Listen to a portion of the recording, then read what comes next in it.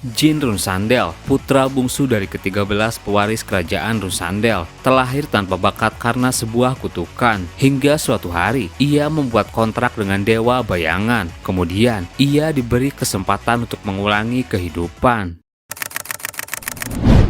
Video ini merupakan kelanjutan cerita dari part sebelumnya. Di cerita sebelumnya, Jin Runsandel mengungkap jati dirinya sebagai Vermeil di hadapan semua orang yang ada di Holy Kingdom. Jeppel lalu mengincar nyawa Jin, hingga kemudian Jin bertemu dengan Feradin dan Dante. Di sana mereka lalu membakar emas dari Jeppel. Setelah emas itu berjatuhan di laut, Jin berhasil selamat membawa Dante menaiki Suri. Saat bangun, Dante heran, apa yang terjadi? Jin menjawab, jadi kau sudah bangun. Kita baru saja kabur dari Holy Kingdom lewat laut. Tunggu, ada luka di bahumu. Sepertinya gigitan Suri menembus kulitmu. Dante hanya tersenyum. Pasti dia tak bermaksud jahat, jadi santai saja. Jin mengeluarkan obat. Pakai resin penyembuh ini, lepaskan bajumu sekarang. Dante menolak. Jin memaksanya hingga emas yang disembunyikan Dante jatuh ke laut. Melihat itu Jin langsung marah. Jadi kau mencuri emasnya? Dante langsung panik. Ini salah paham. Tolong dengarkan aku dulu. Kemudian Dante menceritakan semuanya. Jin bilang, jadi Feradin menjanjikan bayaran kalau kau membantunya. Kau ini calon kepala Hairan, butuh uang untuk apa? Dante menjawab, aku tak sengaja memecahkan vas bunga warisan kakekku. Dia mencintai vas itu seolah itu dirinya sendiri. Aku harus memperbaikinya sebelum dia sadar, tapi biayanya mahal.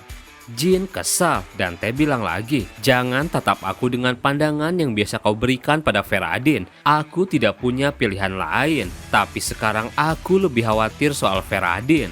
Jin hanya tersenyum, jangan khawatir, dia takkan mati. Aku tak memukulnya sekeras itu. Tapi kalau kau bertanya saat dia pulang dan membuat keributan, itu alasanku membuatnya pingsan. Dante lalu berkata, sama sepertiku, Feradin sepertinya benar-benar tak tahu apa yang dilakukan klannya. Dia terlihat benar-benar tidak menyadarinya. Jin menjawab, tidak ada klan yang sepenuhnya bersih, tapi Jeppel sudah melewati semua batas. Sebenarnya aku sempat curiga kalau calon kepala klan pasti sedikit terlibat. Feradin tahu tentang arti emas itu dan mencoba membunuh orang-orangnya sendiri dengan menggunakan Ring of Eruption Flame Massacre. Dante bertanya, lalu apa yang akan terjadi selanjutnya? Jin menjawab, kurasa Feradin punya dua kemungkinan di masa depan. Entah dia menentang klannya dan diasingkan, atau dia menyerah kepada mereka, atau mungkin dia dibunuh seperti Carol Jeppel.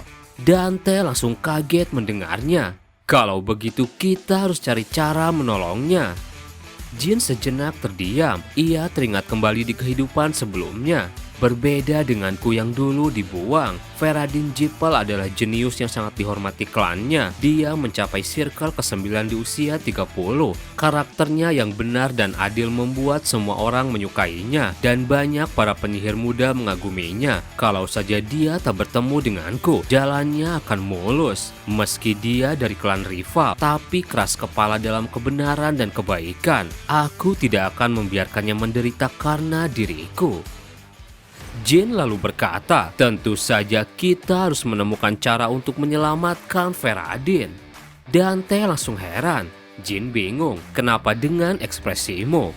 Dante menjawab, aneh saja melihatmu bilang ingin menyelamatkannya.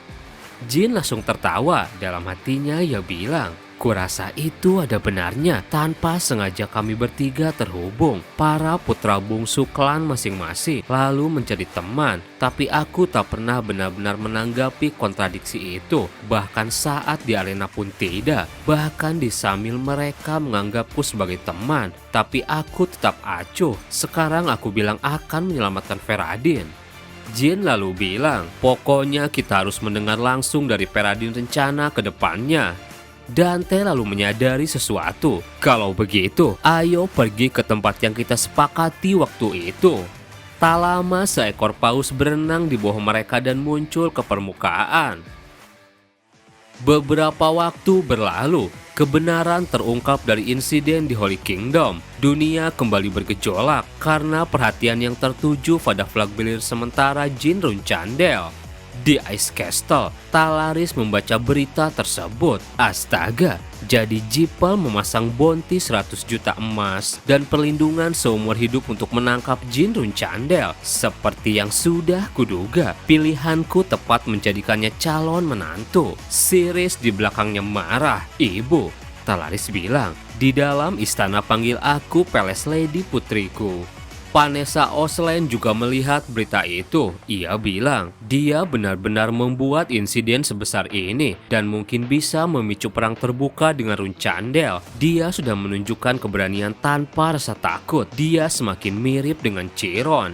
Di Samil, Owal juga mendapatkan berita tentang Jin. Ia mendekati Yona. Ada berita besar tentang Jin. Yona dengan cepat merebutnya. Ia hanya tertawa senang. Sepertinya kamu baik-baik saja, Jin.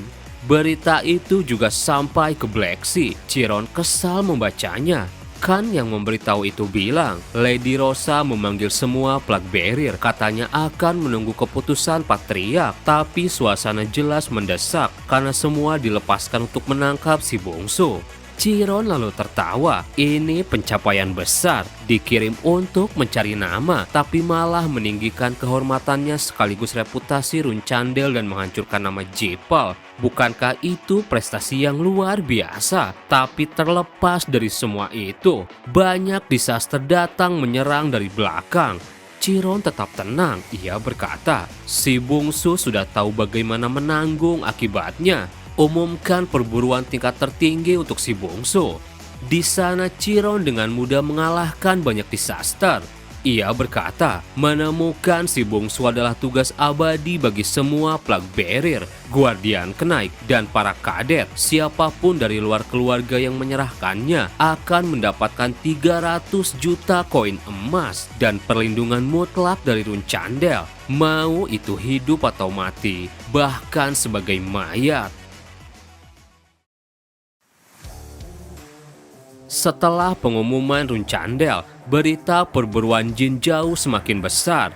Runchandel dan Jipal, kedua keluarga besar itu turun tangan sendiri masing-masing menawarkan hadiah 300 juta dan 100 juta emas. Jumlah yang cukup untuk menghidupkan kembali ekonomi sebuah negara. Hadiah terbesar sejak peradaban berdiri. Akibatnya, banyak pasukan dari kenaik, kerajaan kecil dan menengah ikut memburu Jin. Juga kelompok bayaran kelas dunia, Black King Squad, dan Ghost Corp juga mulai perburuan mereka. Guil-guil kecil membentuk aliansi dan bergabung dalam perburuan. Namun tak ada yang memburu Jin sekeras Runchandel dan Jipal itu sendiri. Di sisi lain, saudara-saudara Jin juga mulai pencariannya. Mereka mengelilingi perkotaan, pedesaan, pegunungan-pegunungan tersembunyi, bahkan pulau-pulau di tengah laut, bahkan transfer gate dari seluruh dunia. Tak lama kemudian terungkap tujuan terakhir Jin adalah tempat bernama Tikan. Di sana Kashmir sudah kelelahan menghadapi pertanyaan tanpa henti dari banyak faksi. Mereka sedang duduk bersama. Quikantel bertanya, apa mereka semua sudah pergi? Kashmir masih terlihat pusing. Benar, Jipal yang terakhir melakukan pencarian. Dengan ini pencarian mereka resmi berakhir. Kau tak akan percaya betapa gilanya orang-orang gila itu mengobrak-ngabrik markas rahasiaku. Aku benar-benar hampir gila. Istrinya Alisa bilang, tapi dengan berpura-pura bekerja sama dalam pencarian, kita memaksa Jipal untuk tetap mengawasi kita juga. Mereka terus mencari tanpa bukti dan alasan apapun. Kashmir berkata, benar, bahkan Jipal tak bisa semena-mena mengatur faksi netral di luar Federasi Luterio hanya karena riwayat transfer gate. E-nya lalu bercerita, aku juga hampir pingsan saat Special Force Fairmont muncul. Entah bagaimana lewat kekacauan ini, mereka tahu kalau Jean Grey yang menyerang Dark Magic Association sebenarnya adalah Tuan Muda Jin. Bahkan mereka menemukan nama Austin Grey yang merupakan diriku. Memang waktu itu sebenarnya ada salah satu kadet yang dulu sering menggangguku di Fairmont. Sebelum aku kabur, aku sempat memberitahu siapa aku sebenarnya. Tapi melihat pasukan itu pergi tanpa mencariku, kurasa kadet tersebut tidak mengatakan itu pada atasannya. Jet lalu bilang, Untung saja Runcandel belum datang ke sini. Kalau bukan karena perintah Lord Chiron yang menyatakan bahwa anggota Runcandel tak boleh menginjakan kakinya di Tikan tanpa izinnya, mereka pasti sudah menghancurkan, menggali dan meratakan tempat ini. Di sana Gili terlihat sedih, tapi tetap saja kenapa Patriark memerintahkan hal semacam itu? Sekarang seluruh dunia sedang memburu Tuan Muda. Aku sangat takut bagaimana kalau sesuatu terjadi padanya. Enya mencoba menyemangati, aku juga tidak bisa hidup tanpa Jin. Quikantel mencoba menenangkan, tenanglah semua, Jin akan bisa mengatasinya. Dia selalu punya rencana, yang harus kita lakukan sekarang hanyalah menunggu dan sabar. Cerita berpindah di suatu tempat, terlihat beberapa orang sedang memeriksa setiap sudut kota, tangkap siapapun yang mirip dengannya. Di sana Jin bersembunyi dengan Dante. Dante bingung. Jin, apa kau yakin datang ke sini untuk memeriksa situasi ini keputusan yang baik? Jin menjawab, kita harus melihat keadaannya sebelum Peradin sadar. Aku memang sudah memperkirakan ini, tapi tak kusangka sangat banyak kelompok di luar Jipol dan sekutunya ikut dalam perburuan. Mereka kemudian menemukan secari kertas yang memperlihatkan poster buronan Jin Runcandel seharga 300 juta emas dari klan Runcandel. Jin hanya tersenyum melihat itu. Pantas saja banyak yang mencari. Dengan hadiah sebesar itu, seseorang bisa mendirikan negaranya sendiri. Di sisi lain, di kediaman Vanessa Osland, pasukan Jipol mendatanginya. Kami pasukan khusus Jipol, area sedang dipantau, mohon kerjasamanya. Vanessa lalu keluar. Ia bilang, dunia sudah benar-benar gila. Mari kita lihat apa kau bisa melewati trial ini juga, Jin. Di Ice Castle, Talaris hendak pergi dan bertemu Siris. Dasar pria gila, ini sudah tidak masuk akal. Siris heran, ibu mau pergi kemana? Talaris bilang, aku akan pergi ke suatu tempat, jaga Ice Castle selama aku pergi. Sementara itu di area Black Sea, Chiron terus mengalahkan banyak disaster. Sebuah gate muncul di belakangnya. Seseorang datang, Jin tak pernah merugikan Runcandel, tapi apa kau sungguh berniat membunuh putramu sendiri? Chiron menjawab, tentu saja. Ternyata yang keluar adalah Talaris. Ia langsung mengeluarkan sihir esnya. Kau sudah gila. Sebagai Lord of All Things dan sebagai temanmu, aku tidak akan tinggal diam melihatmu begini. Jika kau belum sepenuhnya dikuasai oleh kegilaan, maka dalam hitungan ketiga buktikan padaku kalau kau masih waras. Talaris mengacungkan pedangnya. 1, 2. Chiron lalu berkata, kau tak melupakan janji kita bukan? Turunkan pedangmu Talaris, kau salah paham. Chiron dengan mudah menghancurkan es tersebut. Talaris lalu tersenyum, kau benar-benar ingin membuatku kena serangan jantung. Aku sungguh mengira kau sudah ditelan kegelapan. Meski kau sahabatku, aku harus memastikan apakah kau masih bisa menghentikanku. Keluarlah Mort, kemana perginya singa menawan dari Runcandel. Baiklah, kalau begitu katakan apa rencanamu?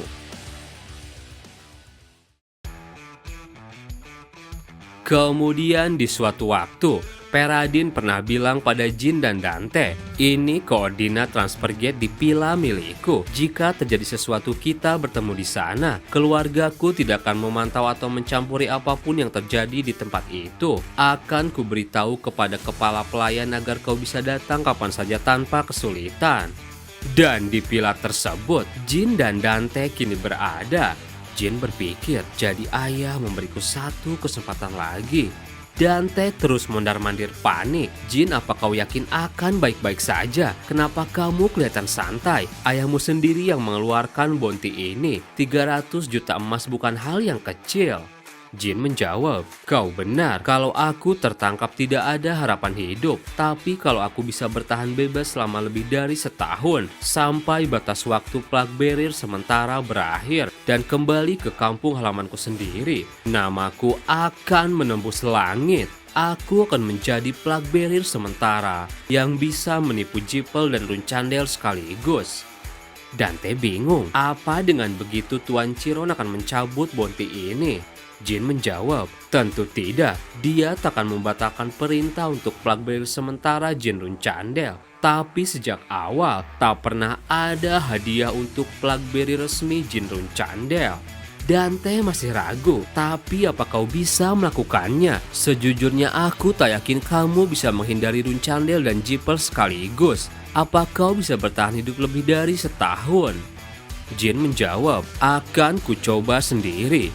Dalam hatinya Jin bilang, kalau aku bisa mencapai tanah Illustrious Legend yang terputus dari dunia ini, maka itu mungkin saja ayah juga tahu itu, karena itulah dia mengeluarkan bounty ini. Tak lama kemudian mereka menyadari kedatangan seseorang. Dante bilang, transfer gate di Pila menyala, ada seorang datang. Aura ini bukan milik Feradin, apa mungkin kepala pelayan? Jin bilang, auranya terlalu kuat untuk pelayan. Sosok tersebut mengeluarkan pedang. Jin berkata, siapapun dia sudah menyadari keberadaan kita. Jin langsung memakai topeng hitamnya. Bisa jadi bukan Feradin, lumpuhkan dulu lalu interogasi. Sosok tersebut lalu membuka pintu, tapi langsung ditodong pedang Jin dan Dante. Jangan teriak, jawab pertanyaanku. Siapa kau dan kenapa datang ke sini? Sosok tersebut lalu mencair. Ia bisa berubah menjadi aliran air. Jin menyadari sesuatu. Itu Water Dragon, kepung dia dari dua sisi. Jin dan Dante mulai menyerang. Sosok tersebut bisa menghindar dan terus berubah menjadi air. Jin memberi serangan, tapi bisa ditangkis. Jin berkata, Dante sekarang. Dante sudah berada di belakangnya. Sosok tersebut bilang, Dante katamu, jadi kalian teman Feradin. Sudah lama tak kulihat manusia seberani ini. Sosok tersebut memberikan serangan pusaran air. Pantas saja Feradin tertarik pada kalian. Jin dan Dante lalu terpental. Sosok tersebut kemudian membuka topengnya. Aku kira kalian penyusup, makanya aku menyerang. Selamat datang, aku Tuian, naga dari Dewa Air Itelmun. Kalau dia adalah Dante, kau pasti Jin. Jin membuka topengnya. Tuan Tuian, apa Feradin yang mengutusmu? Tuian bilang, bisa dibilang begitu, tapi sebenarnya aku adalah kepala pelayan di sini. Aku diperintahkan memperlakukan siapa saja bernama Jin atau Dante dengan baik. Tapi kemudian satu kancingnya lepas mengenai Dante. Terima kasih buat teman-teman yang udah nonton video ini sampai habis. Mohon maaf jika ada salah. Admin pamit dan sampai jumpa di video berikutnya.